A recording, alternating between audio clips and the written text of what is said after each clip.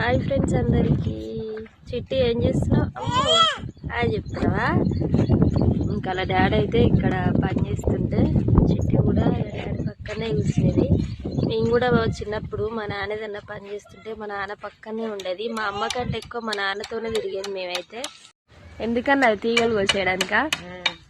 తోటలో అయితే తీగలు బాగా విపరీతంగా వచ్చినాయి. ఇక అవి కోసేయడం కోసం అయితే అన్న కమ్మ కట్ట అయితే కడుతుండో. కట్టకి ఫస్ట్ కట్ట తీసుకొని కట్ట మీద ఉన్న పొట్టంతా తగిలిన తర్వాత కట్ట అనేది కట్టాలి. నువ్వు కూడా కడుతున్నావా?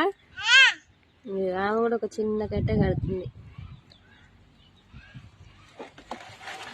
ఇంకా